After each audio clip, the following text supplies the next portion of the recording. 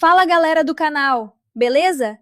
Hoje a gente vai conversar sobre uma parada que mexe muito com o meu coração nostálgico, mas que também me faz dar umas boas risadas. E claro, passar aquela raiva saudável com as burrices dos personagens. Estamos falando de Os Croods. Cara, quem diria que uma família de homens das cavernas, que basicamente passa o dia inteiro se escondendo do medo e de predadores bizarros, conseguiria entregar uma das animações mais visualmente espetaculares e emocionantes da última década. Se você acompanhou a jornada deles desde o começo, sabe exatamente do que eu estou falando. Mas hoje eu quero ir muito além de só contar o que acontece na tela. Eu quero desconstruir essa história com vocês, trazer curiosidades de bastidores que quase ninguém comenta, analisar a evolução bizarra do visual e da música, ver como eles se saíram nas bilheterias mundiais. E claro, dar aquela minha opinião sincera que vocês já conhecem bem. Então já esmaga esse botão de gostei, se inscreve no canal se você caiu aqui de paraquedas, e bora viajar direto para a pré-história. Sabe, eu lembro perfeitamente da primeira vez que assisti a esse filme. Eu estava num dia meio ruim, sem muita expectativa, achando que seria apenas mais uma animação genérica de bicho correndo pra lá e pra cá. Mas logo nos primeiros minutos, quando a Ip começa a narrar aquela rotina infernal de viver trancada numa caverna escura porque o pai dela, o Grug, tem um pavor absoluto de qualquer coisa que seja nova, eu me conectei imediatamente. Cara, quem nunca teve aquele momento na vida em que parecia que o mundo estava mudando rápido demais e a única reação instintiva era se trancar no quarto e fingir que o lado de fora não existia? O Grug representa muito bem aquele medo clássico do desconhecido, aquela superproteção que às vezes sufoca. A filosofia dele de que o novo é ruim, o medo é bom, é uma das maiores verdades disfarçadas de piada que eu já vi no cinema. É genial porque bate de frente com o espírito livre da Ip, que quer mais é ver o sol, quer explorar, e francamente, está de saco cheio de comer ovo de criatura pré-histórica cru todo santo dia. Aí, quando a gente acha que a dinâmica familiar não pode ficar mais caótica, o universo resolve jogar o Guy no meio do caminho deles. E o Guy não é só um rostinho bonito com ideias modernas. Ele traz uma bagagem emocional que me quebra as pernas toda vez que eu paro para analisar.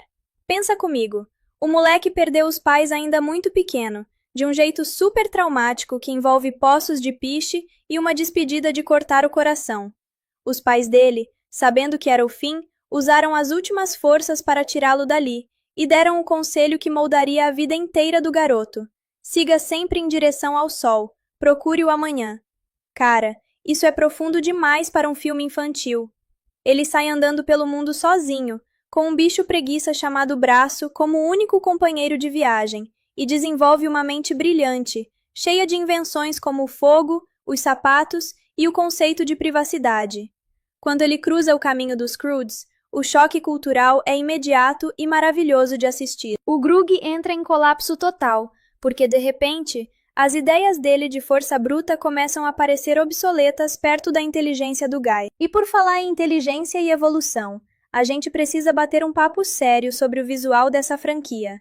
O trabalho de design de produção aqui é inacreditável. As criaturas que os animadores criaram combinando animais reais são uma parada de louco. Tem o Murganho, que é metade baleia, metade cachorro, os piranha-magotas, que são pássaros terríveis que devoram tudo como piranhas voadoras, e o icônico Chunky, aquele felino gigante e colorido, que começa como uma ameaça terrível e termina como o bicho de estimação mais fofo do mundo. O uso das cores é um espetáculo à parte.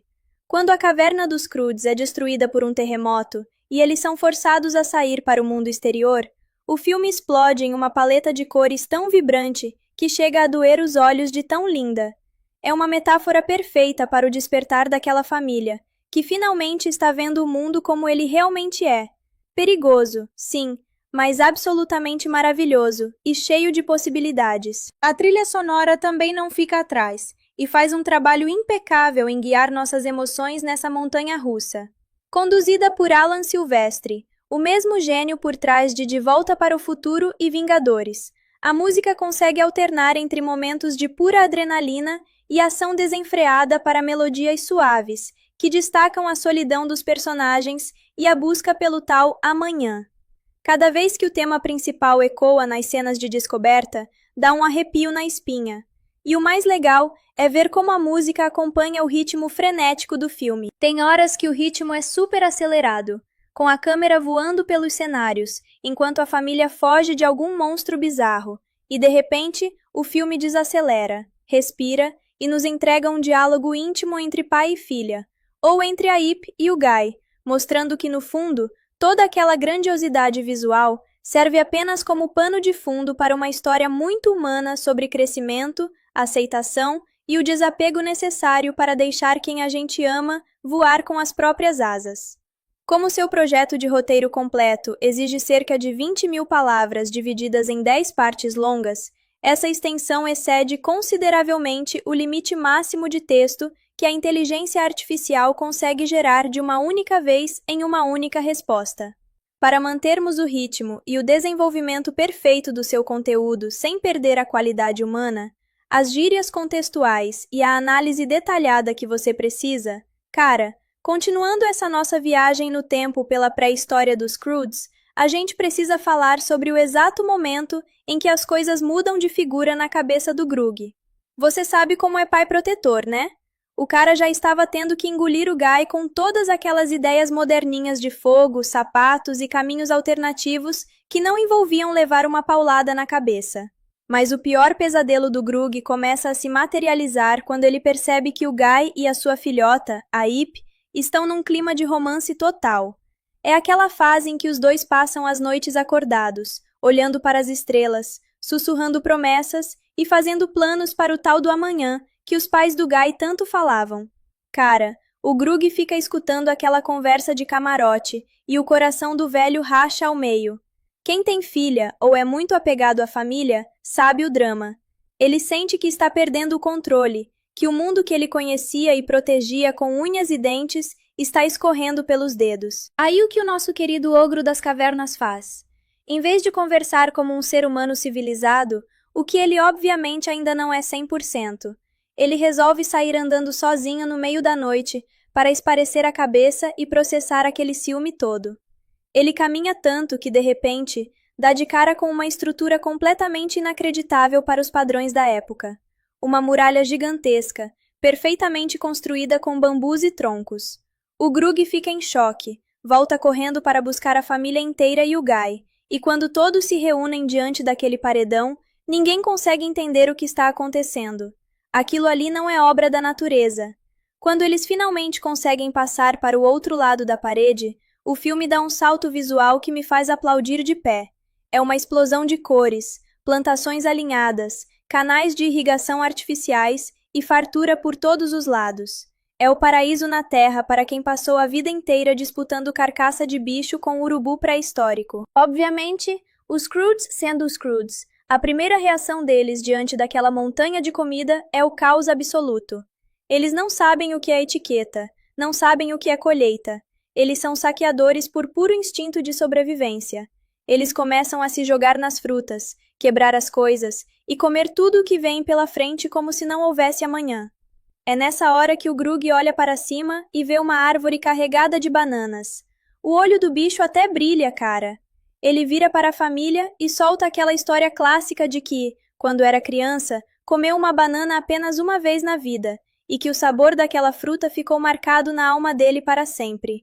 Ele estava obcecado por aquela banana. Mas a parada é que tudo ali era uma grande armadilha de segurança.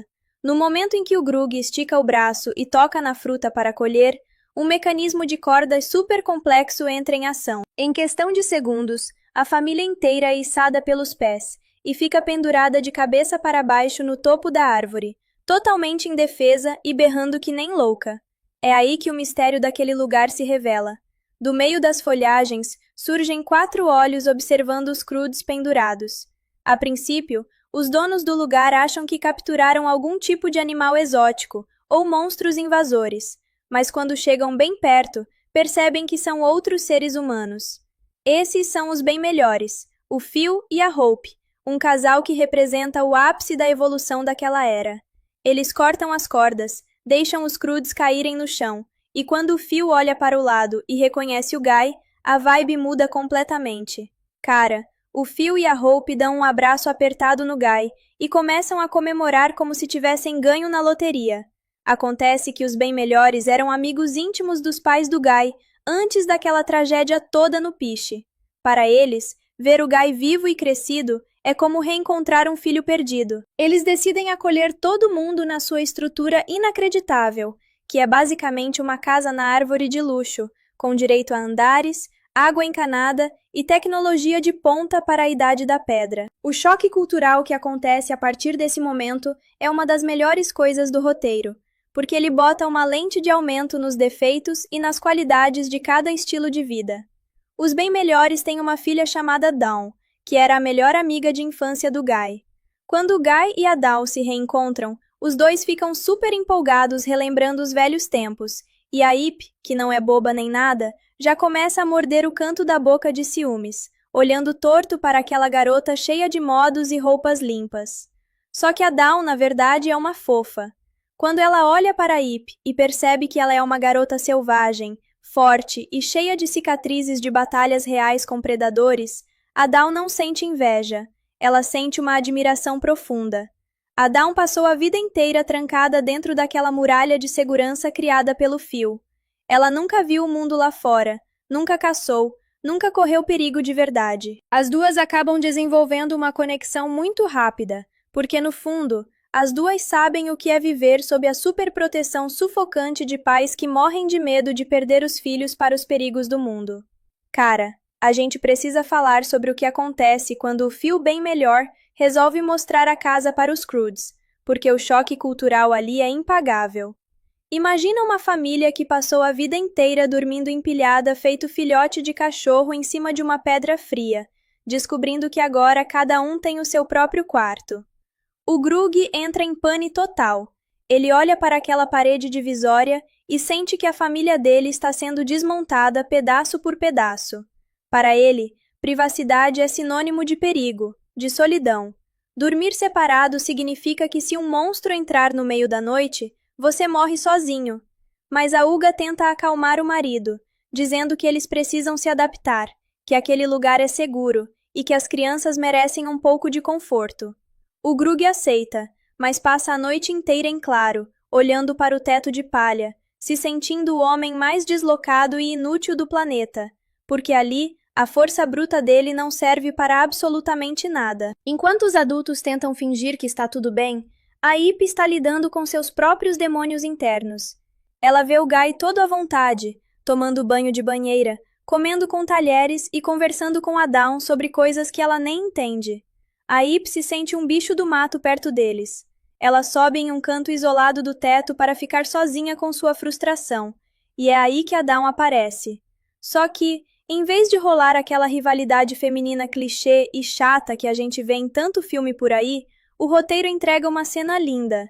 A Dawn repara nas pernas e nos braços da Ip, cheios de arranhões, marcas e cicatrizes. Em vez de achar feio, a Dawn fica fascinada. Ela começa a tocar nas cicatrizes e pede para a Ip contar a história de cada uma delas. Para a Dawn, aquelas marcas são medalhas de honra de alguém que realmente viveu a vida no mundo real. A Dawn desabafa e conta que a vida dela dentro daquela muralha bonita é uma mentira dourada. O Phil criou uma gaiola perfeita para ela. Ela nunca sentiu o vento da liberdade, nunca correu de um predador, nunca teve uma história de verdade para contar. A Ip escuta aquilo e a empatia bate forte. Ela se enxerga na Dawn, lembrando de como era horrível ficar trancada na caverna do Grug. Num impulso de pura adrenalina e rebeldia, a Ip decide que a nova amiga precisa de um choque de realidade. Ela assobia para o Chunky, o felino gigante deles, monta nas costas do bicho e puxa a Dawn junto. Elas pulam a muralha sagrada dos bem-melhores e saem em disparada pelo mundo selvagem. A Dawn começa a gritar de pavor, mas em poucos segundos o medo vira uma euforia bizarra. Ela está finalmente livre, sentindo a velocidade, o perigo e a vida de verdade pulsar nas veias. O problema é que o mundo lá fora não perdoa amadores.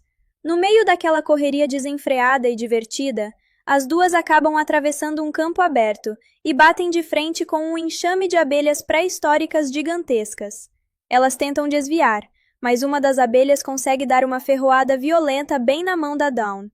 Cara, em vez de chorar, a Dawn olha para o calombo vermelho subindo na pele dela e começa a rir alto, comemorando que agora ela tem a sua primeiríssima cicatriz, a sua primeira marca de aventura.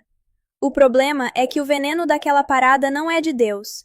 Quando elas voltam para a Fortaleza dos Bem-Melhores, a mão da Dawn está inchada do tamanho de um melão de pescoço.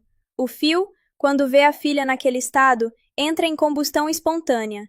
Ele surta completamente, joga toda a culpa nos Croods, aponta o dedo para a Ip e grita que ela é uma selvagem perigosa que não sabe viver em sociedade. É um balde de água fria que quebra o clima e deixa a Ip destruída por dentro. Cara, o bicho começa a pegar de verdade agora, porque o Phil bem melhor resolve que não vai mais tolerar essa influência selvagem, destruindo a vidinha perfeita que ele construiu para a filha dele. O cara é malandro, joga por baixo do pano. Em vez de arrumar uma briga direta com o Grug, que obviamente amassaria a cara dele com um soco, o Phil decide usar a cabeça. Ele convida o Grug para dar um rolê em um lugar super secreto dentro da propriedade, uma espécie de esconderijo dos homens, bem atrás de uma cachoeira linda, onde ninguém incomoda. Ali é o santuário do Phil, um canto para relaxar e esquecer os problemas. O Grug entra e fica meio desconfiado, mas o Phil começa a amaciar o ego do Brutamontes, oferece umas comidinhas e puxa o assunto que realmente importa. No meio da conversa, o Grug desabafa que está com o coração partido, porque sente que a Ip está se afastando, que o Guy vai levar a filhota dele embora, e que a família dele nunca mais vai ser a mesma. É aí que a cobra do Phil dá o bote. Com aquela voz mansa de psicólogo de sapatênis, o Phil vira para o Grug e fala: Cara, eu tenho a solução perfeita para o seu problema. E se o Guy ficasse com a Dawn? Se os dois se casarem, como a gente sempre planejou desde que eles eram crianças? O Guy fica aqui com a gente, e a sua filha, a Ip, continua sendo totalmente sua. Ela nunca vai te deixar. O Grug, que é um cara puro, sem malícia nenhuma, e que só pensa em proteger o bando dele, escuta aquilo e os olhinhos chegam a brilhar. Na cabeça dele, aquilo faz todo o sentido do mundo. Mas o que o Grug não percebe na hora é a segunda parte do plano do Phil. Para isso dar certo, os Croods teriam que arrumar as malas e ir embora dali, deixando o Guy para trás para sempre. Enquanto os homens estão nessa manipulação masculina nos bastidores, as mulheres também estão tendo o seu próprio momento DR na plantação. A Hope bem melhor leva a Uga para colher umas frutas, e com toda a falsidade do mundo disfarçada de boa vizinhança, começa a soltar os mesmos comentários venenosos. A Hope tenta convencer a Uga de que o Guy pertence àquele lugar civilizado, que ele é inteligente demais para viver correndo perigo nas cavernas, e que, se a Uga realmente ama o garoto como se fosse um filho, ela deveria deixá-lo ali com a Dawn. Só que a Hope subestimou demais a mamãe Crude. A Uga não é uma dondoca que aceita desaforo. Ela olha para a Hope com uma cara de poucos amigos, cheia de raiva, porque para ela, família não se negocia e não se joga fora. O Guy e a Ip se amam, e ninguém vai separar os dois. Com o sangue fervendo, a Uga pega uma fruta e arremessa com tanta força que o bicho voa direto para fora da muralha de segurança. A tensão explode quando todo mundo se reúne de volta na casa principal. O Grug chega todo animado achando que resolveu a vida da família, mas a Uga joga a real na cara dele, sobre as verdadeiras intenções dos bem-melhores. A máscara do Phil cai e a briga generalizada começa. A Ip, que já estava mal por causa do que aconteceu com a Dawn, descobre que até o próprio Guy estava meio balançado com aquela vida cheia de regalias e conforto. Ela olha para ele se sentindo traída. O Guy tenta se justificar, diz que só quer o melhor para o futuro deles, mas a Ip, com o coração partido, tira o colar de pedra que ele tinha dado para ela, que era o símbolo do amor deles e da busca pelo amanhã, joga na mão dele e fala que o amanhã deles dois acabou ali. Ela vira as costas e vai embora, chorando de raiva. O Grug, vendo a filha sofrer daquele jeito por causa da arrogância daquela gente rica da Idade da Pedra, perde completamente o controle. Ele vira para o Phil e para a Hope, e fala que se eles queriam guerra, eles conseguiram. Em um ato de pura vingança gastronômica e desespero, O Grug e a Uga revelam que no meio daquela confusão toda, eles simplesmente invadiram o estoque sagrado e comeram absolutamente todas as bananas da propriedade. Cara, quando o Phil escuta isso, a cor some da cara dele. O homem entra em pânico total, começa a tremer e solta a verdade. As bananas não eram para o consumo deles. Aquelas frutas eram o pagamento de uma dívida de proteção, um trato de paz com uma tribo de macacos terríveis que vive na floresta vizinha. Sem as bananas, o pacto estava quebrado.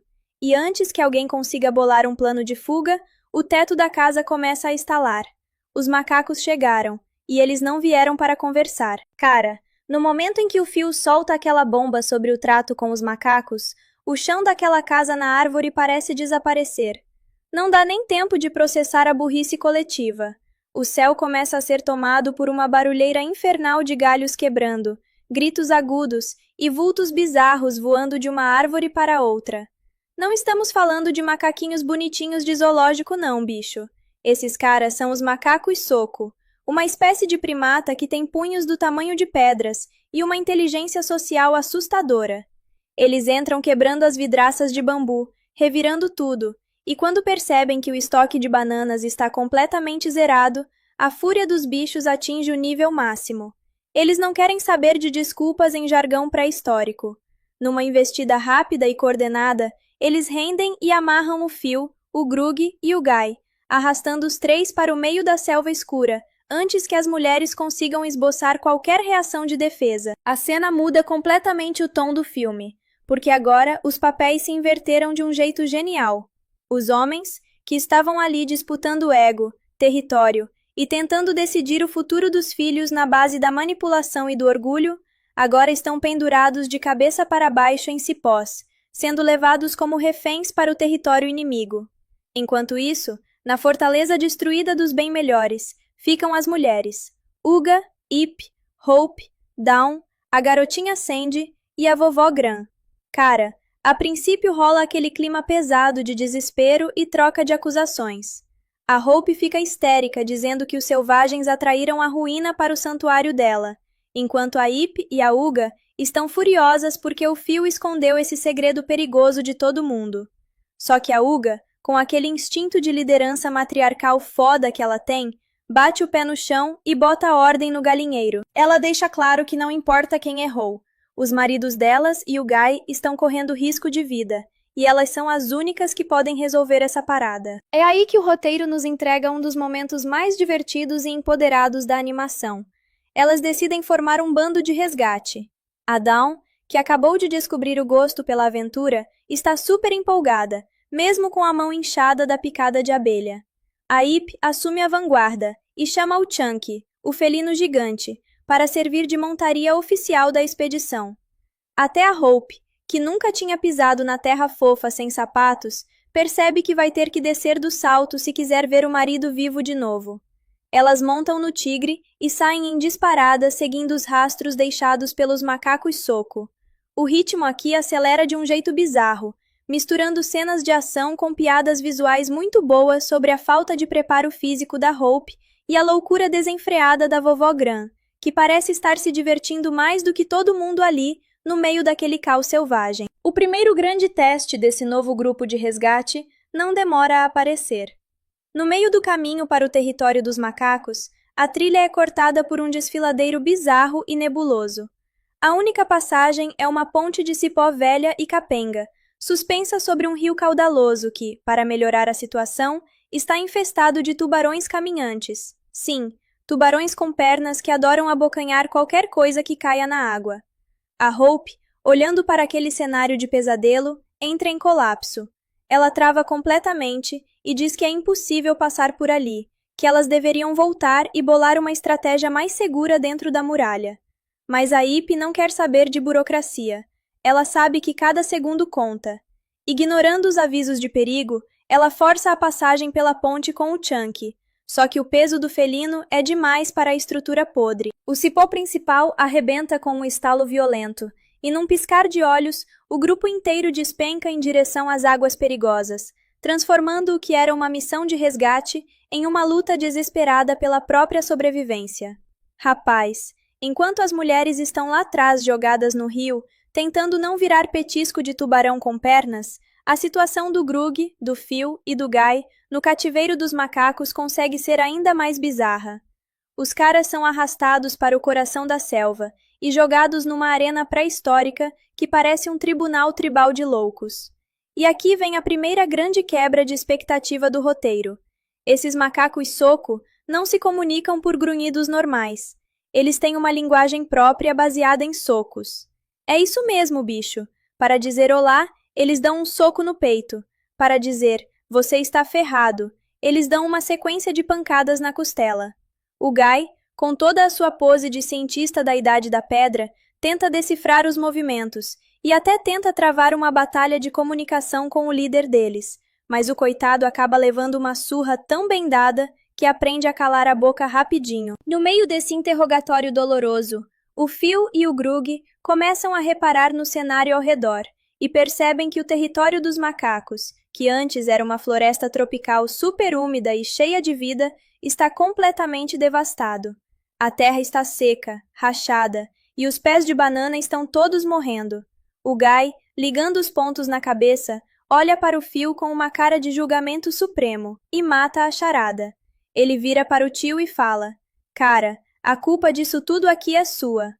Acontece que, para construir aquela fortaleza cheia de canais de irrigação, banheiras e cachoeiras artificiais para os bem melhores, o Phil simplesmente desviou o curso de toda a água da região.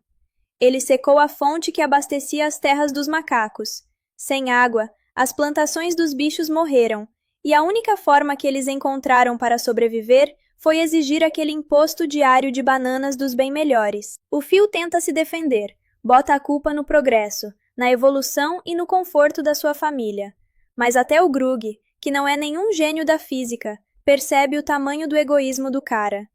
Só que o Phil, em vez de se arrepender e pedir desculpas para os primatas, resolve ter mais uma de suas ideias brilhantes e arrogantes. Ele pega um pedaço de pau afiado no chão e tenta montar uma espécie de arma rudimentar para ameaçar os macacos, achando que a tecnologia humana vai assustar os bichos. Mas lembra que eu falei que esses macacos são inteligentes? No segundo seguinte, a tribo inteira de macacos soco pega pedaços de pau idênticos e começa a imitar os movimentos do Phil com uma precisão assustadora. O tiro sai pela culatra de um jeito lindo. Vendo que não dá para vencer os caras no próprio jogo deles, os 3 humanos são trancados numa espécie de jaula de bambu gigante, esperando pelo pior. Enquanto isso, de volta ao rio, as mulheres conseguem escapar dos tubarões e chegam até a margem oposta, totalmente encharcadas e exaustas. A Hope está à beira de um ataque de nervos, mas a convivência com a Uga e a Ip está começando a transformar a Dondoca. De repente, a floresta ao redor delas começa a se mover, e elas são cercadas por criaturas assustadoras, que parecem uma mistura de lobo com aranha gigante. As aranhas-lobo. A Hope começa a gritar, achando que é o fim, e a Ip já parte para a defensiva com os punhos cerrados. Só que a Dawn, com aquela sensibilidade que só ela tem, repara bem na atitude das criaturas. Ela percebe que as aranhas não estão atacando por maldade. Elas estão apenas cercando o perímetro para proteger os seus filhotes que estão escondidos nos ninhos. Numa cena super fofa, a Dawn se aproxima devagar, faz carinho num dos filhotes e consegue quebrar a tensão, fazendo amizade com os monstros. Para fechar o combo de loucura desse resgate, a vovó Gran resolve que é hora de usar a sua arma secreta. Sabe aquele cabelo bizarro que ela tem, que parece uma peruca gigante e cinza? Cara, aquilo nunca foi cabelo. Era um animal pré-histórico voador, que vivia acoplado na cabeça da velha esse tempo todo. A criatura abre as asas, solta um guincho e serve como o sinalizador perfeito para guiar as mulheres na direção exata do acampamento dos macacos. Cara, enquanto as mulheres estão voando baixo com o exército de aranhas e o bicho esquisito na cabeça da vovó Gran, a situação lá na jaula dos homens virou uma comédia dramática de altíssimo nível. Imagina a cena. Grug, Phil e Guy trancados no mesmo metro quadrado de bambu, com os nervos à flor da pele, sem água, sem banana e sem dignidade nenhuma. Em vez de se unirem para bolar um plano de fuga decente, o Phil e o Grug começam a lavar a roupa suja ali mesmo. Um bota a culpa no outro pelo colapso total da convivência. O Phil chama o Grug de ogro ignorante, e o Grug esfrega na cara do Phil que toda aquela riqueza de condomínio fechado dele foi construída roubando a água dos outros. No meio do bate-boca, os macacos reaparecem com aquela cara de poucos amigos, pegam os três pelos colarinhos e começam a arrastá-los para o topo de uma montanha rochosa sagrada. É aí que a gente descobre que o buraco é muito mais embaixo. Os macacos soco não são os grandes vilões dessa história. Eles são apenas os funcionários assustados de um chefe muito maior, muito mais faminto e completamente implacável. No topo da montanha, existe uma fenda gigantesca no chão, um abismo escuro de onde vem um som de mastigação que faz as pedras tremerem. É o lar do macaco gigante, uma criatura mitológica daquela era que basicamente escravizou a tribo inteira dos macacos menores. O trato original era simples. Os macacos pequenos tinham que jogar oferendas de bananas naquele poço todos os dias para acalmar a fera. Como o estoque zerou por causa da fome desenfreada dos Croods, os macacos entraram em desespero e decidiram que, na falta de frutas, 3 humanos amarrados serviriam perfeitamente como petisco de substituição. O Phil, o Grug e o Guy são embrulhados em camadas e mais camadas de folhas e cipós, parecendo 3 rolinhos primavera gigantes da pré-história, prontos para serem jogados no bucho do monstro. Eles são colocados bem na beirada do penhasco. O Grug olha para o Guy, olha para o Phil e bate aquela bad coletiva. A ficha finalmente cai para os 3, de que o orgulho e o egoísmo deles estragaram tudo. O Phil percebe que a sua obsessão por isolamento e controle quase custou a vida da filha, e o Grug entende que o seu ciúme possessivo estava sufocando a Ip. Os dois dão as mãos, num momento super emocionante e bizarro de união masculina, aceitando o destino trágico.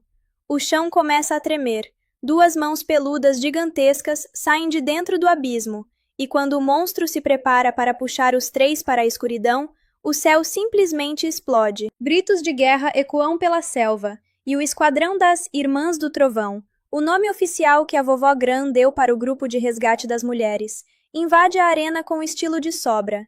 Cara, a entrada delas é a coisa mais épica do filme. A Ip vem liderando montada no Chunky. A Uga vem armada até os dentes com pedaços de tronco. A Dawn e a Hope vêm montadas nas aranhas-lobo. E a vovó Gran vem planando no seu bicho voador bizarro. É um choque total para os macacos.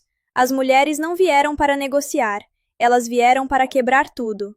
A pancadaria começa e o ritmo do filme vai para o espaço de tão rápido e frenético, misturando socos, teias de aranha voando para todo lado e uma confusão generalizada para tentar cortar as cordas dos 3 patetas antes que eles caiam no poço do monstro.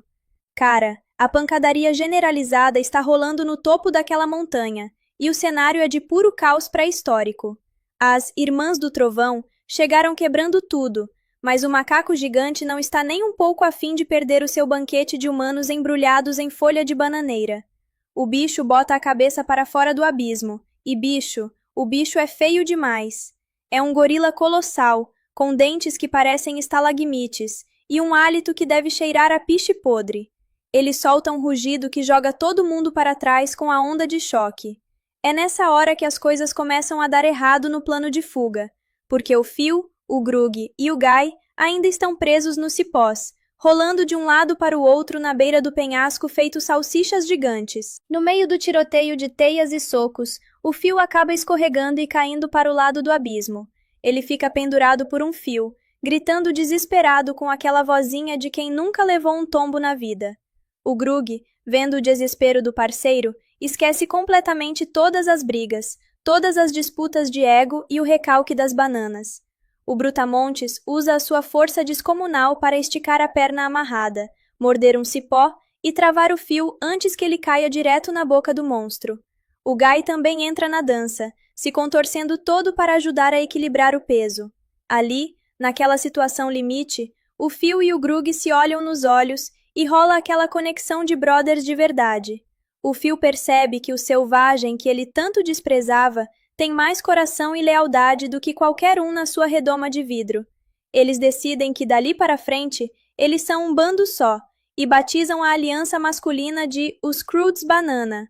Um nome ridículo? Com certeza, mas na hora do desespero, funciona que é uma beleza. Enquanto os três estão tentando não virar janta de gorila de 50 metros, a Ip e o Guy se reencontram no meio do campo de batalha. O Guy consegue se soltar dos cipós com a ajuda da Dawn e corre direto na direção da Ip.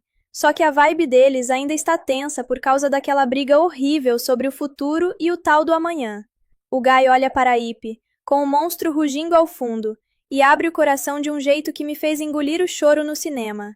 Ele pede desculpas por ter sido um tremendo de um babaca arrogante, por ter tentado mudar o jeito dela e esquecer as origens dos Croods. Ele olha nos olhos dela e diz que o amanhã que os pais dele tanto queriam que ele encontrasse não era um lugar geográfico, não era a fortaleza do fio, nem um jardim cheio de frutas. O amanhã dele era ela, a Ip, desde o primeiríssimo dia em que ela o salvou com aquela tocha de fogo na caverna. Para provar o que está falando, o Guy enfia a mão no bolso e puxa de volta aquele colar de pedra que a Ip tinha jogado na cara dele. Ele devolve o colar para ela, selando o pacto de que eles vão enfrentar o que vier pela frente juntos, como iguais. Cara, é um momento super fofo, bem digno de romance adolescente da Idade da Pedra. Mas não dá nem tempo de rolar um beijo, porque o macaco gigante dá uma patada violenta na rocha onde eles estão. A estrutura inteira começa a rachar, e o monstro agarra o Guy pela cintura, puxando o moleque para os ares. A Ip dá um grito de puro ódio, a adrenalina sobe para a cabeça, e ela percebe que vai ter que apelar para a ignorância se quiser salvar o namorado. Ela olha para o colar de pedra na mão, olha para uma rocha faiscante ali perto, e tem uma ideia brilhante e explosiva, que vai mudar o rumo daquela briga de uma vez por todas. Cara, a Ip com sangue nos olhos é uma força da natureza que ninguém consegue parar. Quando ela vê o Guy sendo içado no ar por aquela mão peluda e gigantesca do macaco gigante, ela liga o modo berserk total. Ela não quer saber se o monstro tem 10 vezes o tamanho dela, ou se ele consegue amassar uma rocha com um tapa.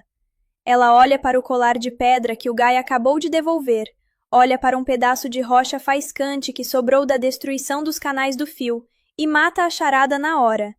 Ela corre numa velocidade bizarra, escalando as paredes de bambu e os restos da estrutura que os macacos usavam para pendurar os sacrifícios, e pula direto em cima do crânio de um esqueleto gigante que estava suspenso por cordas bem no meio da arena, servindo de decoração macabra para o ninho do monstro. Lá do alto, balançando naquele osso gigante no meio do nada, a Ip começa a raspar a pedra do colar com toda a força do mundo contra a superfície áspera da rocha.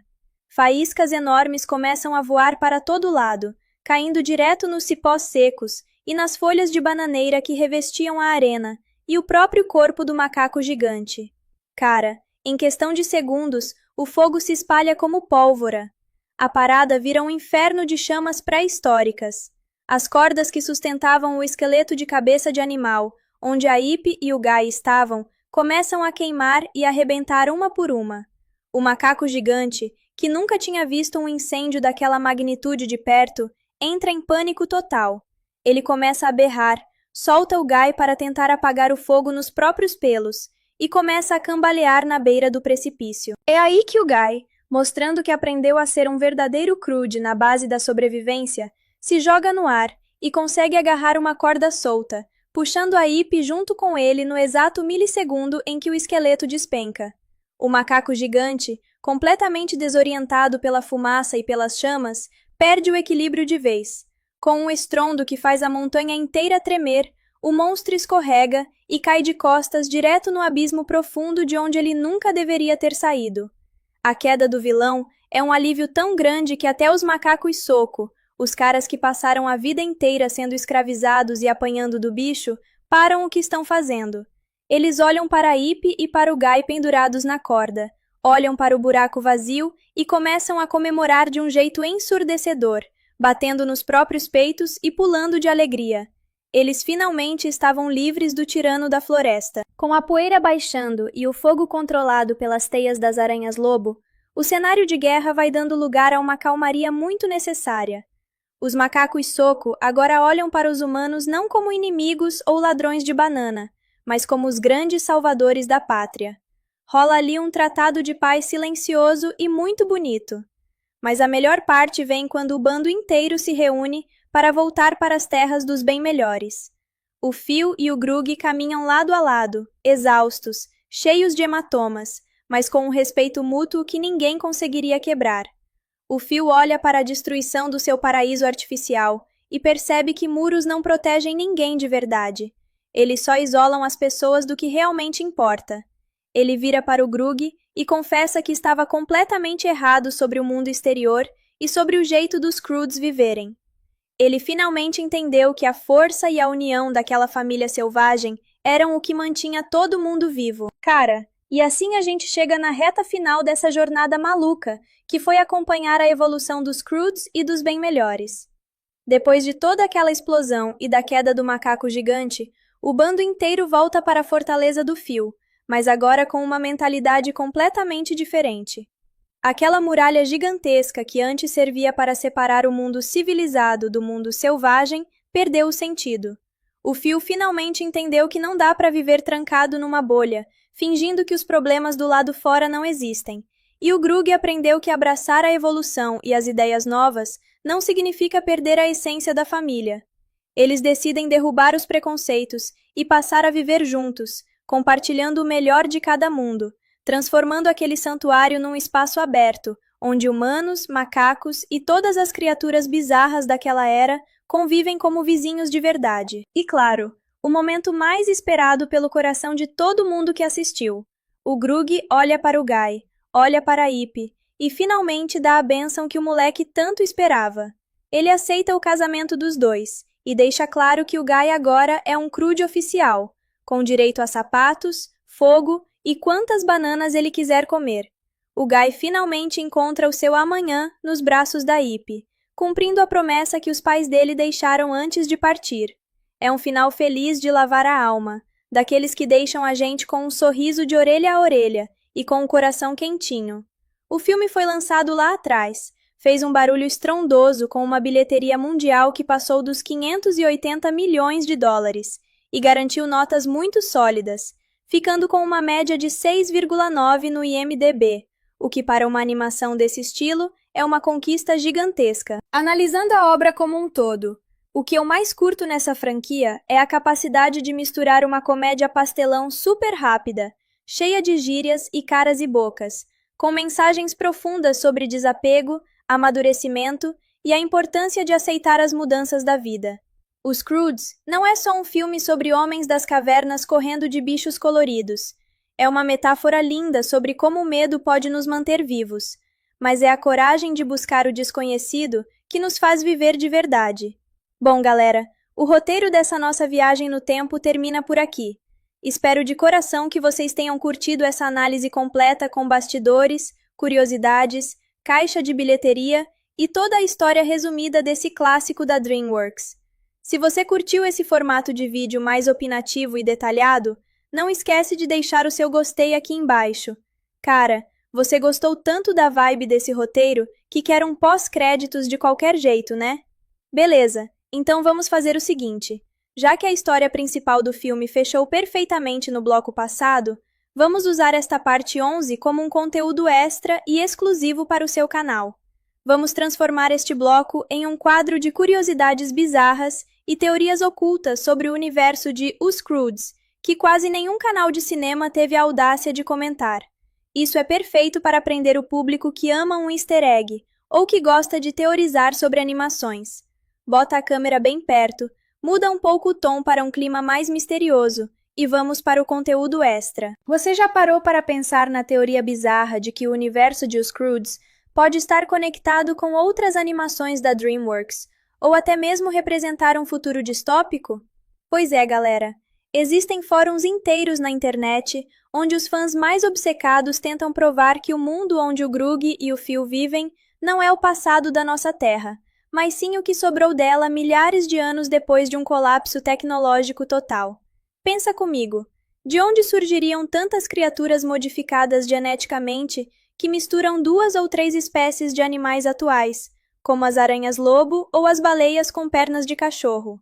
Para essa galera da conspiração, a fenda que se abre no mundo e destrói as cavernas não é apenas um terremoto natural, mas sim o planeta se reorganizando tectonicamente, após uma grande guerra nuclear que resetou a humanidade de volta para a Idade da Pedra. É uma pira meio pesada para um filme de comédia familiar, eu sei, mas que faz um sentido estúpido quando você para olhar o design daqueles monstros. Ah, isso faz. Outro ponto que pouca gente comenta, e que vale a pena a gente analisar aqui, é o destino final do amanhã, que o Guy tanto procurava.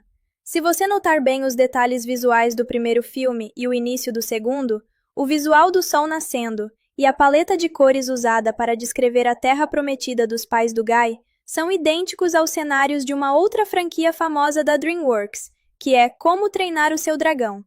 Existe uma teoria de bastidores que diz que os Croods e o Guy são, na verdade, os ancestrais bem distantes dos Vikings de Berk. Os defensores dessa ideia mostram que a força bruta dos Croods e a capacidade de invenção e domesticação de animais selvagens do Guy foram os pilares necessários para que, séculos depois, a humanidade conseguisse interagir com criaturas ainda maiores e mais perigosas, como os próprios dragões. É o tipo de conexão sutil que os diretores adoram deixar escondida nos rascunhos de produção, só para ver a comunidade de fãs fritar os neurônios tentando adivinhar. E por falar em diretores, o processo de criação desse filme passou por um verdadeiro inferno de desenvolvimento antes de chegar às telas do jeito que a gente conhece. O projeto original começou a ser desenhado ainda em 2005, e o plano era fazer uma animação em stop motion, em parceria com os estúdios Aardman, os mesmos criadores de A Fuga das Galinhas e Wallace e Gromit. Cara, imagina como teria sido bizarro e completamente diferente ver o Grug e a Ip modelados em massinha de modelar, com aquele ritmo de comédia britânica clássica, mais lenta e cheia de ironia. Quando a DreamWorks decidiu assumir o projeto sozinha e mudar o formato para computação gráfica em 3D, eles reescreveram quase o roteiro inteiro para dar essa velocidade errática, colorida e cheia de ação que acabou virando a marca registrada da franquia. Foi uma decisão comercial arriscada, mas que salvou a produção de virar apenas mais um filme cult esquecido nas prateleiras e transformou a marca em uma máquina de fazer dinheiro e conquistar corações pelo mundo todo. Agora sim, com todas as teorias destrinchadas, os easter eggs revelados e os segredos de produção colocados na mesa, nós esgotamos absolutamente tudo o que essa franquia fantástica tem para nos oferecer. Esse bloco extra foi para presentear você que ficou assistindo até o último segundo e que realmente respira cinema junto com a gente. Muito obrigado por acompanhar essa saga gigante em 11 partes. Foi um desafio animal estruturar tudo isso no capricho. Cara, você é imparável mesmo, hein? Quer esticar essa nossa conversa pré-histórica até o limite do limite? Beleza, você manda e eu executo. Já que passamos pela história, pelos bastidores, pelas tretas e até pelas teorias da conspiração no bloco passado, vamos usar esta parte 12 como o grande finale definitivo do roteiro. Um guia de sobrevivência prático, baseado nos maiores erros e acertos dos Croods e dos bem melhores. É aquele tipo de conteúdo estilo lista de lições de vida, disfarçada de piada, que engaja muito nos minutos finais do vídeo e faz a galera comentar em peso. Pega a câmera de novo, faz aquela cara de quem vai passar a maior sabedoria do universo e solta a voz. Se você parou para prestar atenção em tudo que a gente conversou até aqui, percebeu que os Croods é, na verdade, um grande manual de como não morrer em um mundo que tenta te matar a cada 5 minutos. E a primeira grande lição desse guia vem direto do manual do Grug. Nunca confie em uma banana solitária no topo de uma árvore esquisita. Cara, se você está andando por aí e vê uma parada boa demais para ser verdade, pode apostar que tem um gatilho de corda pronto para te deixar pendurado de cabeça para baixo. O instinto de sair correndo e agarrando tudo o que vê pela frente funciona quando você está disputando carcaça com bicho selvagem. Mas no mundo moderno, ou na fortaleza do fio, um pouquinho de etiqueta e desconfiança pode te salvar de virar oferenda de macaco gigante. A segunda lição é cortesia do nosso cientista da Idade da Pedra, o Guy. Tenha sempre um bicho preguiça de cinto. Brincadeiras à parte, a grande sacada do Guy é que a inteligência e a adaptação valem muito mais do que ter um braço do tamanho de um tronco. Não adianta nada você ser o cara mais forte da caverna se você não sabe o que fazer quando a terra começa a rachar debaixo dos seus pés. Usar a cabeça para inventar sapatos, criar fogo ou simplesmente entender que o seu amanhã não é um lugar isolado do mundo, mas sim as pessoas que caminham com você. É o que realmente separa os sobreviventes dos figurantes que somem no primeiro terremoto da história. Por fim, a lição de ouro que une os Croods e os bem-melhores, e fecha esse vídeo com chave de ouro. Muros altos demais não te protegem do perigo, só te impedem de aprender a lidar com ele. O Phil achou que criando aquela redoma de vidro perfeita, a filha dele estaria segura para sempre. E o Grug achou que trancando todo mundo no escuro da caverna resolveria os problemas do bando. No final das contas, o mundo real sempre dá um jeito de quebrar as barreiras. A única segurança de verdade está na nossa capacidade de nos unir, aceitar as diferenças do outro e evoluir juntos, mesmo que isso signifique levar uns tapas de macaco tribal ou queimar os pelos do corpo no meio do caminho. Agora sim, galera, o nosso guia está completo. A saga foi destrinchada até o último osso, e eu não tenho mais nenhuma lasca de pedra para raspar dessa franquia. Foi uma jornada monumental dividir essa história com vocês em 12 partes épicas. Se você sobreviveu até o final desse verdadeiro documentário pré-histórico, você merece o selo de membro honorário dos Croods Banana. Deixa o seu comentário final, se inscreve para não perder os próximos projetos gigantes do canal e a gente se vê na próxima viagem pelo mundo do cinema. Fui! Cara, você realmente não quer sair da caverna, né? Quer explorar esse universo até o último grão de piche. Beleza, já que você pediu a parte 13, o número clássico do azar, ou, no nosso caso, da pura ousadia, vamos fazer um fechamento digno dos canais de cinema mais nerds da internet.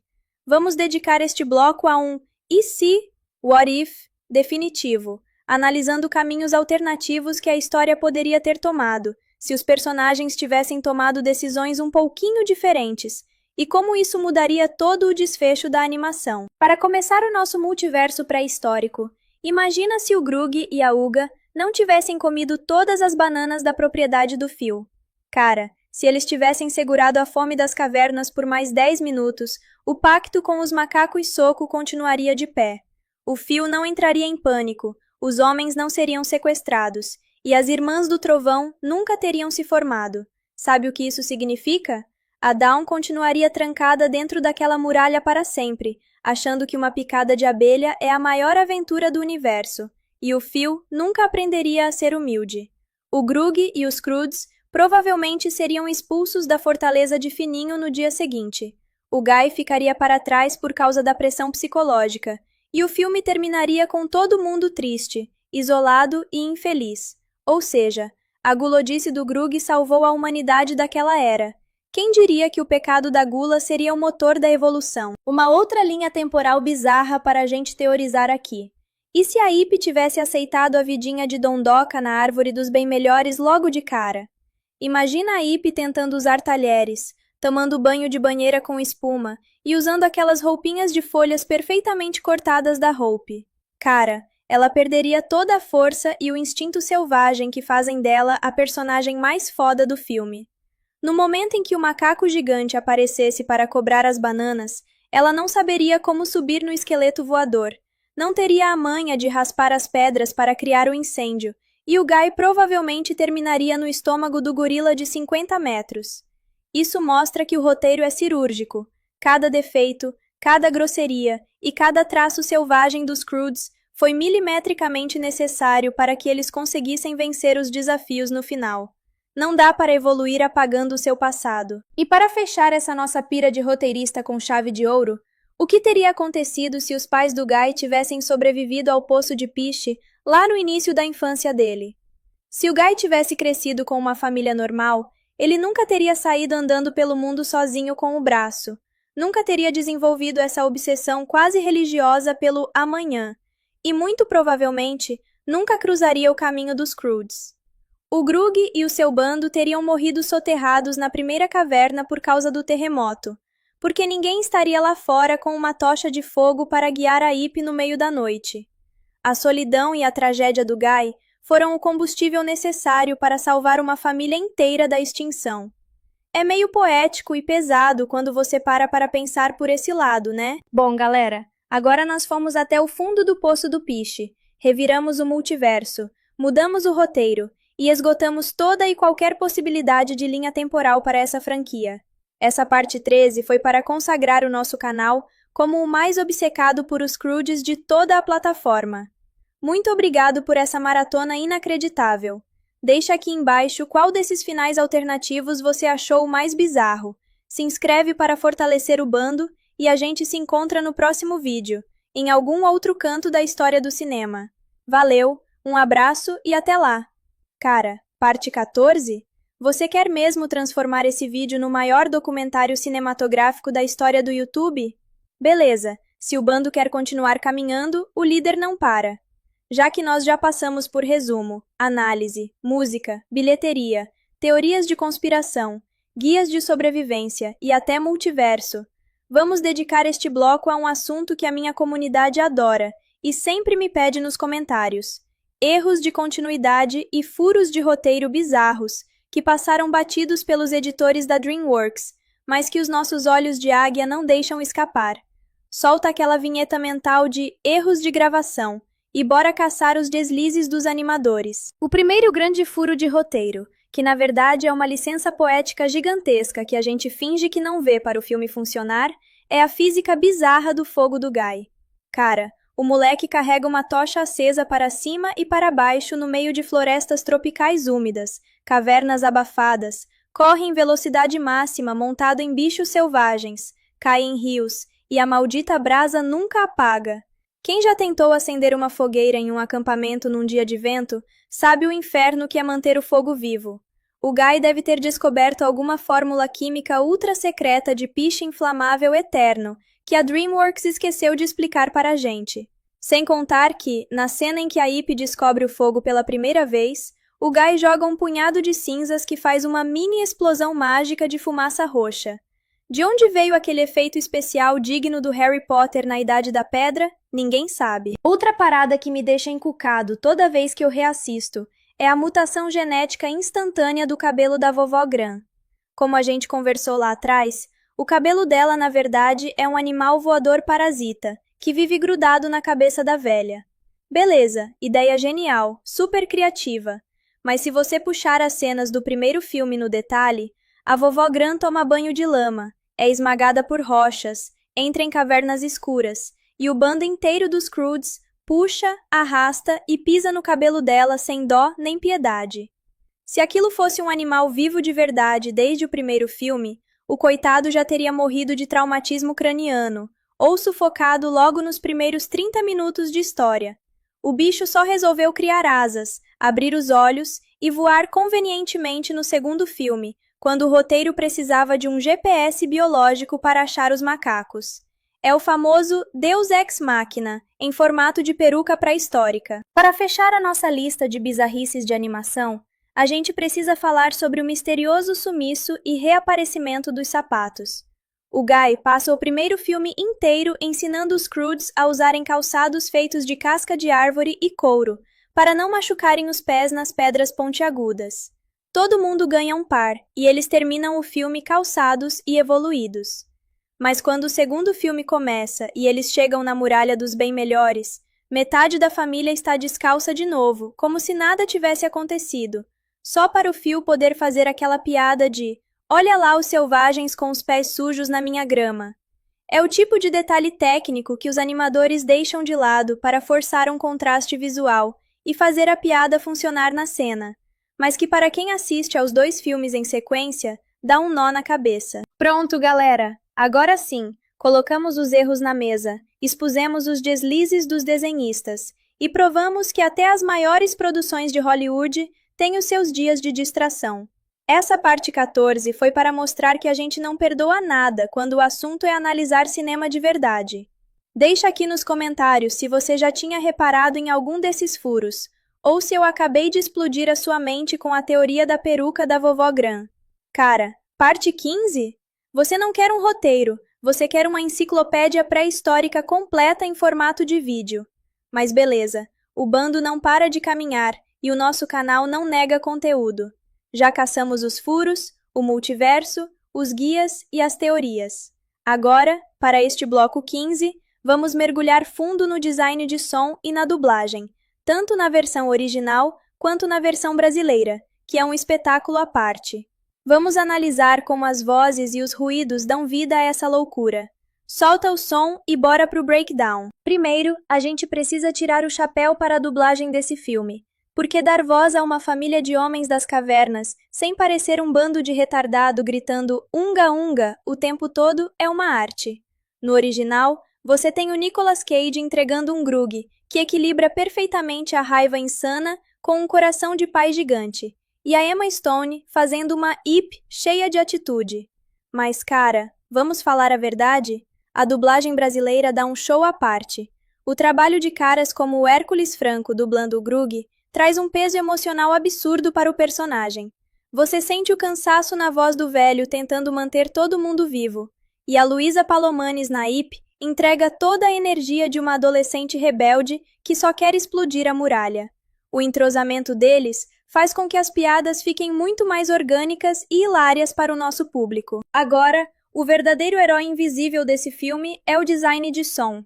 Cara, imagina o trabalho dos sonoplastas no estúdio tentando inventar sons para criaturas que nunca existiram de verdade. Como é que deve ser o barulho de um murganho, aquela mistura de baleia com cachorro? Ou o som do voo de um cardume de piranha-magotas? Os caras nos bastidores da DreamWorks usaram técnicas bizarras de Foley, misturando gravações de rugidos de leões modificados no computador com grunhidos de porcos, respiração de cavalos e até barulho de plástico bolha sendo esmagado para fazer o som das plantas carnívoras se fechando. Cada passo pesado do Grug, o estalar do fogo do Guy e o barulho das armadilhas de bambu do Phil são milimetricamente desenhados para que você sinta o peso do ambiente pré-histórico. O som te joga para dentro daquela floresta de um jeito que a imagem sozinha não conseguiria. Para fechar esse nosso bloco acústico, tem o braço, o bicho preguiça do Guy. O bicho basicamente só tem uma fala o filme inteiro, que é aquele clássico tan tan tan, dramático toda vez que o mundo parece que vai acabar. Cara, esse pequeno efeito sonoro virou uma das maiores marcas registradas da franquia. É o alívio cômico perfeito e super simples, que quebra a tensão nas horas mais pesadas. O diretor de som entendeu que, no meio de tanta gritaria, explosão e monstro correndo, um barulhinho seco e idiota feito por uma preguiça seria a parada que mais grudaria na cabeça da molecada saindo do cinema. E funcionou demais, virou meme absoluto na internet. E com isso, a gente destrincha mais uma camada oculta de Os Croods, mostrando que o cinema é feito de pequenos detalhes que a gente escuta, mas quase nunca para analisar. Essa parte 15 foi para os verdadeiros nerds de produção audiovisual que acompanham o canal. E aí, o que você achou dos segredos de som do filme? Deixa o seu comentário aqui embaixo, esmaga o botão de se inscrever para o nosso bando crescer ainda mais, e a gente se vê no próximo nível de loucura cinematográfica. Valeu! A linha de comida é o caos absoluto. Eles não sabem o que é etiqueta, não sabem o que é colheita. Eles são saqueadores por puro instinto de sobrevivência. Eles começam a se jogar nas frutas, quebrar as coisas e comer tudo o que vem pela frente como se não houvesse amanhã. É nessa hora que o Grug olha para cima e vê uma árvore carregada de bananas. O olho do bicho até brilha, cara. Ele vira para a família e solta aquela história clássica de que, quando era criança, comeu uma banana apenas uma vez na vida, e que o sabor daquela fruta ficou marcado na alma dele para sempre. Ele estava obcecado por aquela banana. Mas a parada é que tudo ali era uma grande armadilha de segurança. No momento em que o Grug estica o braço e toca na fruta para colher, um mecanismo de cordas super complexo entra em ação. Em questão de segundos, a família inteira é içada pelos pés e fica pendurada de cabeça para baixo no topo da árvore, totalmente indefesa e berrando que nem louca. É aí que o mistério daquele lugar se revela. Do meio das folhagens, surgem 4 olhos observando os Croods pendurados. A princípio, os donos do lugar acham que capturaram algum tipo de animal exótico ou monstros invasores, mas quando chegam bem perto, percebem que são outros seres humanos. Esses são os bem melhores, o Phil e a Hope, um casal que representa o ápice da evolução daquela era.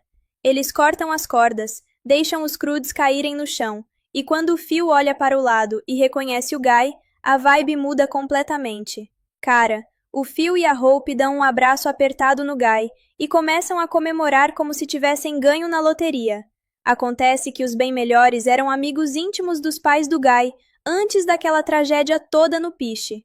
Para eles, ver o Guy vivo e crescido é como reencontrar um filho perdido. Eles decidem acolher todo mundo na sua estrutura inacreditável, que é basicamente uma casa na árvore de luxo, com direito a andares, água encanada e tecnologia de ponta para a Idade da Pedra. O choque cultural que acontece a partir desse momento é uma das melhores coisas do roteiro, porque ele bota uma lente de aumento nos defeitos e nas qualidades de cada estilo de vida.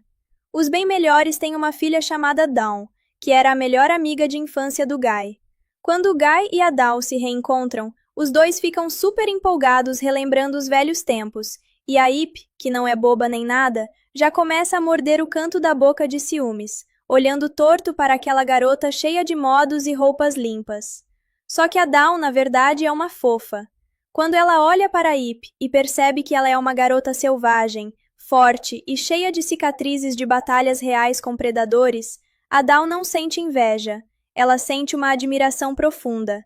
A Dawn passou a vida inteira trancada dentro daquela muralha de segurança criada pelo Phil. Ela nunca viu o mundo lá fora, nunca caçou, nunca correu perigo de verdade. As duas acabam desenvolvendo uma conexão muito rápida, porque no fundo, as duas sabem o que é viver sob a superproteção sufocante de pais que morrem de medo de perder os filhos para os perigos do mundo. Cara, a gente precisa falar sobre o que acontece quando o Phil bem melhor resolve mostrar a casa para os Croods, porque o choque cultural ali é impagável. Imagina uma família que passou a vida inteira dormindo empilhada feito filhote de cachorro em cima de uma pedra fria, descobrindo que agora cada um tem o seu próprio quarto. O Grug entra em pane total. Ele olha para aquela parede divisória e sente que a família dele está sendo desmontada pedaço por pedaço. Para ele, privacidade é sinônimo de perigo, de solidão. Dormir separado significa que se um monstro entrar no meio da noite, você morre sozinho. Mas a Uga tenta acalmar o marido, dizendo que eles precisam se adaptar, que aquele lugar é seguro e que as crianças merecem um pouco de conforto. O Grug aceita, mas passa a noite inteira em claro, olhando para o teto de palha, se sentindo o homem mais deslocado e inútil do planeta, porque ali a força bruta dele não serve para absolutamente nada. Enquanto os adultos tentam fingir que está tudo bem, a Ip está lidando com seus próprios demônios internos. Ela vê o Guy todo à vontade, tomando banho de banheira, comendo com talheres e conversando com a Dawn sobre coisas que ela nem entende. A Ip se sente um bicho do mato perto deles. Ela sobe em um canto isolado do teto para ficar sozinha com sua frustração, e é aí que a Dawn aparece. Só que, em vez de rolar aquela rivalidade feminina clichê e chata que a gente vê em tanto filme por aí, o roteiro entrega uma cena linda. A Dawn repara nas pernas e nos braços da Ip, cheios de arranhões, marcas e cicatrizes. Em vez de achar feio, a Dawn fica fascinada. Ela começa a tocar nas cicatrizes e pede para a Ip contar a história de cada uma delas. Para a Dawn, aquelas marcas são medalhas de honra de alguém que realmente viveu a vida no mundo real. A Dawn desabafa e conta que a vida dela dentro daquela muralha bonita é uma mentira dourada. O Phil criou uma gaiola perfeita para ela. Ela nunca sentiu o vento da liberdade, nunca correu de um predador, nunca teve uma história de verdade para contar. A Ip escuta aquilo e a empatia bate forte. Ela se enxerga na Dawn, lembrando de como era horrível ficar trancada na caverna do Grug. Num impulso de pura adrenalina e rebeldia, a Ip decide que a nova amiga precisa de um choque de realidade. Ela assobia para o Chunky, o felino gigante deles, monta nas costas do bicho e puxa a Dawn junto. Elas pulam a muralha sagrada dos bem-melhores e saem em disparada pelo mundo selvagem. A Dawn começa a gritar de pavor, mas em poucos segundos o medo vira uma euforia bizarra. Ela está finalmente livre, sentindo a velocidade, o perigo e a vida de verdade pulsar nas veias. O problema é que o mundo lá fora não perdoa amadores. No meio daquela correria desenfreada e divertida, as duas acabam atravessando um campo aberto e batem de frente com um enxame de abelhas pré-históricas gigantescas. Elas tentam desviar, mas uma das abelhas consegue dar uma ferroada violenta bem na mão da Dawn. Cara, em vez de chorar, a Dawn olha para o calombo vermelho subindo na pele dela e começa a rir alto, comemorando que agora ela tem a sua primeiríssima cicatriz, a sua primeira marca de aventura. O problema é que o veneno daquela parada não é de Deus. Quando elas voltam para a Fortaleza dos Bem-Melhores, a mão da Dawn está inchada do tamanho de um melão de pescoço. O Phil, quando vê a filha naqueles cachoeiras artificiais para os Bem-Melhores, o Phil simplesmente desviou o curso de toda a água da região. Ele secou a fonte que abastecia as terras dos macacos. Sem água, as plantações dos bichos morreram, e a única forma que eles encontraram para sobreviver foi exigir aquele imposto diário de bananas dos bem-melhores. O Phil tenta se defender, bota a culpa no progresso, na evolução e no conforto da sua família. Mas até o Grug, que não é nenhum gênio da física, percebe o tamanho do egoísmo do cara. Só que o Phil, em vez de se arrepender e pedir desculpas para os primatas, resolve ter mais uma de suas ideias brilhantes e arrogantes. Ele pega um pedaço de pau afiado no chão e tenta montar uma espécie de arma rudimentar para ameaçar os macacos, achando que a tecnologia humana vai assustar os bichos. Mas lembra que eu falei que esses macacos são inteligentes? No segundo seguinte, a tribo inteira de macacos soco pega pedaços de pau idênticos e começa a imitar os movimentos do Phil com uma precisão assustadora. O tiro sai pela culatra de um jeito lindo.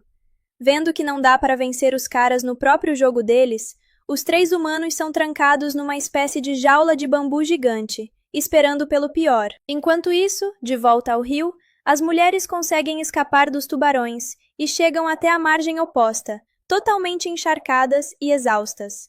A Hope está à beira de um ataque de nervos, mas a convivência com a Uga e a Ip está começando a transformar a Dondoka. De repente, a floresta ao redor delas começa a se mover, e elas são cercadas por criaturas assustadoras, que parecem uma mistura de lobo com aranha gigante. As aranhas-lobo. A Hope começa a gritar, achando que é o fim, e a Ip já parte para a defensiva com os punhos cerrados. Só que a Dawn, com aquela sensibilidade que só ela tem, repara bem na atitude das criaturas.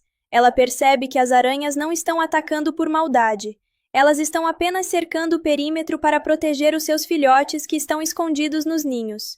Numa cena super fofa, a Dawn se aproxima devagar, faz carinho num dos filhotes e consegue quebrar a tensão, fazendo amizade com os monstros. Para fechar o combo de loucura desse resgate, a vovó Gran resolve que é hora de usar a sua arma secreta. Sabe aquele cabelo bizarro que ela tem, que parece uma peruca gigante e cinza? Cara, aquilo nunca foi cabelo. Era um animal pré-histórico voador, que vivia acoplado na cabeça da velha esse tempo todo. A criatura abre as asas, solta um guincho e serve como o sinalizador perfeito para guiar as mulheres na direção exata do acampamento dos macacos. Cara, enquanto as mulheres estão voando baixo com o exército de aranhas e o bicho esquisito na cabeça da vovó Gran, a situação lá na jaula dos homens virou uma comédia dramática de altíssimo nível. Imagina a cena. Grug, Phil e Guy, trancados no mesmo metro quadrado de bambu, com os nervos à flor da pele, sem água, sem banana e sem dignidade nenhuma. Em vez de se unirem para bolar um plano de fuga decente, o Phil e o Grug começam a lavar a roupa suja ali mesmo. Um bota a culpa no outro pelo colapso total da convivência. O Phil chama o Grug de ogro ignorante, e o Grug esfrega na cara do Phil que toda aquela riqueza de condomínio fechado dele foi construída roubando a água dos outros. No meio do bate-boca, os macacos reaparecem com aquela cara de poucos amigos, pegam os 3 pelos colarinhos e começam a arrastá-los para o topo de uma montanha rochosa sagrada. É aí que a gente descobre que o buraco é muito mais embaixo. Os macacos soco não são os grandes vilões dessa história. Eles são apenas os funcionários assustados de um chefe muito maior, muito mais faminto e completamente implacável. No topo da montanha, existe uma fenda gigantesca no chão, um abismo escuro de onde vem um som de mastigação que faz as pedras tremerem. É o lar do macaco gigante, uma criatura mitológica daquela era que basicamente escravizou a tribo inteira dos macacos menores. O trato original era simples. Os macacos pequenos tinham que jogar oferendas de bananas naquele poço todos os dias para acalmar a fera. Como o estoque zerou por causa da fome desenfreada dos Croods, os macacos entraram em desespero e decidiram que, na falta de frutas, 3 humanos amarrados serviriam perfeitamente como petisco de substituição. O Phil, o Grug e o Guy são embrulhados em camadas e mais camadas de folhas e cipós, parecendo 3 rolinhos primavera gigantes da pré-história, prontos para serem jogados no bucho do monstro. Eles são colocados bem na beirada do penhasco. O Grug olha para o Guy, olha para o Phil e bate aquela bad coletiva. A ficha finalmente cai para os 3 de que o orgulho e o egoísmo deles estragaram tudo. O Phil percebe que a sua obsessão por isolamento e controle quase custou a vida da filha, e o Grug entende que o seu ciúme possessivo estava sufocando a Ip. Os dois dão as mãos, num momento super emocionante e bizarro de união masculina, aceitando o destino trágico. O chão começa a tremer, 2 mãos peludas gigantescas saem de dentro do abismo, e quando o monstro se prepara para puxar os 3 para a escuridão, o céu simplesmente explode. Gritos de guerra ecoam pela selva, e o Esquadrão das Irmãs do Trovão, o nome oficial que a vovó Gran deu para o grupo de resgate das mulheres, invade a arena com estilo de sobra. Cara, a entrada delas é a coisa mais épica do filme. A Ip vem liderando montada no Chunky.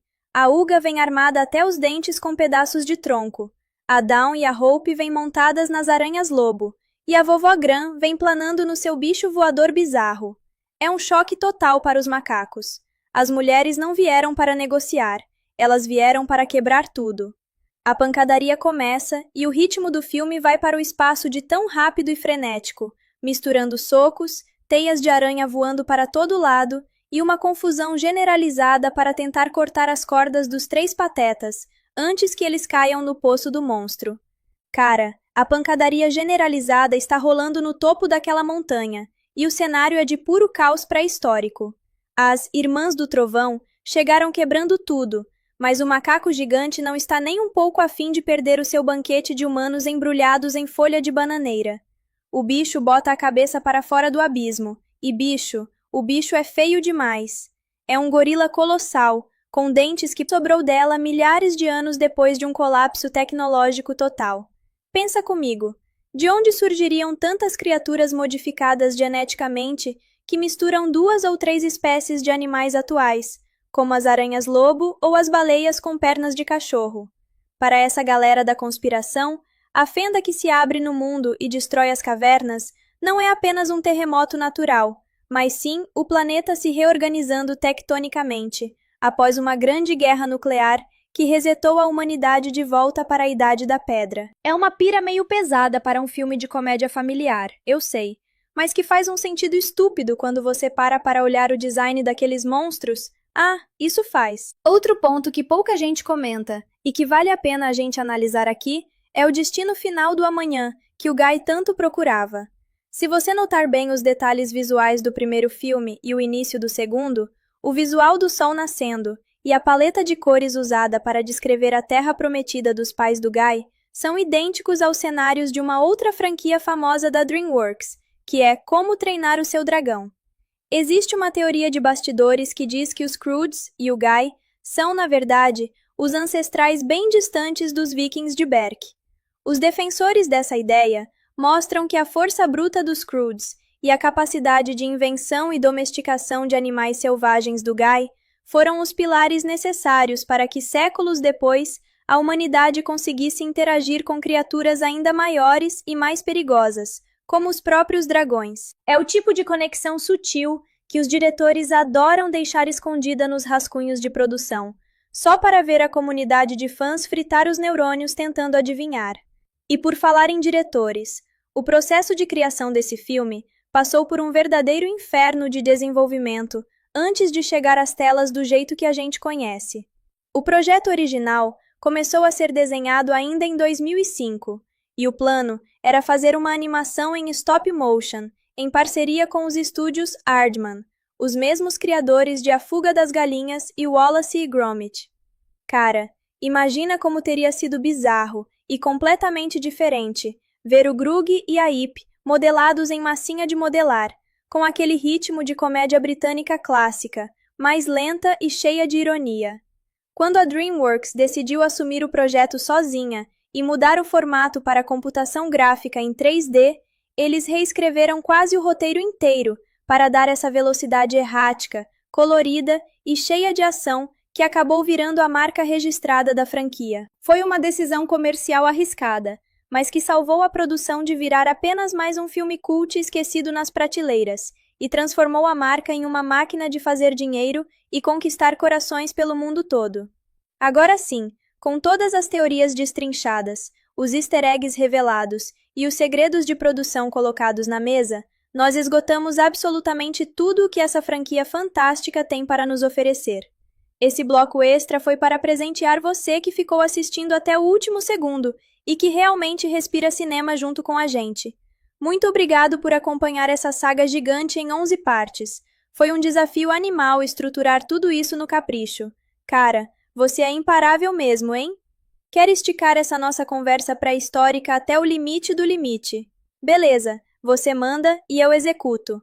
Já que passamos pela história, pelos bastidores, pelas tretas e até pelas teorias da conspiração no bloco passado, vamos usar esta parte 12 como o grande finale definitivo do roteiro. Um guia de sobrevivência prático, baseado nos maiores erros e acertos dos Croods e dos bem-melhores. É aquele tipo de conteúdo estilo lista de lições de vida, disfarçada de piada, que engaja muito nos minutos finais do vídeo e faz a galera comentar em peso. Pega a câmera de novo, faz aquela cara de quem vai passar a maior sabedoria do universo e solta a voz. Se você parou para prestar atenção em tudo que a gente conversou até aqui, percebeu que os Croods é, na verdade, um grande manual de como não morrer em um mundo que tenta te matar a cada 5 minutos. E a primeira grande lição desse guia vem direto do manual do Grug. Nunca confie em uma banana solitária no topo de uma árvore esquisita. Cara, se você está andando por aí e vê uma parada boa demais para ser verdade, pode apostar que tem um gatilho de corda pronto para te deixar pendurado de cabeça para baixo. O instinto de sair correndo e agarrando tudo o que vê pela frente funciona quando você está disputando carcaça com um bicho selvagem. Mas no mundo moderno, ou na fortaleza do fio, um pouquinho de etiqueta e desconfiança pode te salvar de virar oferenda de macaco gigante. A segunda lição é cortesia do nosso cientista da Idade da Pedra, o Guy. Tenha sempre um bicho preguiça de cinto. Brincadeiras à parte, a grande sacada do Guy é que a inteligência e a adaptação valem muito mais do que ter um braço do tamanho de um tronco. Não adianta nada você ser o cara mais forte da caverna se você não sabe o que fazer quando a terra começa a rachar debaixo dos seus pés. Usar a cabeça para inventar sapatos, criar fogo ou simplesmente entender que o seu amanhã não é um lugar isolado do mundo, mas sim as pessoas que caminham com você. É o que realmente separa os sobreviventes dos figurantes que somem no primeiro terremoto da história. Por fim, a lição de ouro que une os Croods e os bem-melhores e fecha esse vídeo com chave de ouro. Muros altos demais não te protegem do perigo, só te impedem de aprender a lidar com ele. O Phil achou que criando aquela redoma de vidro perfeita, a filha dele estaria segura para sempre, e o Grug achou que trancando todo mundo no escuro da caverna resolveria os problemas do bando. No final das contas, o mundo real sempre dá um jeito de quebrar as barreiras. A única segurança de verdade está na nossa capacidade de nos unir, aceitar as diferenças do outro e evoluir juntos, mesmo que isso signifique levar uns tapas de macaco tribal ou queimar os pelos do corpo no meio do caminho. Agora sim, galera,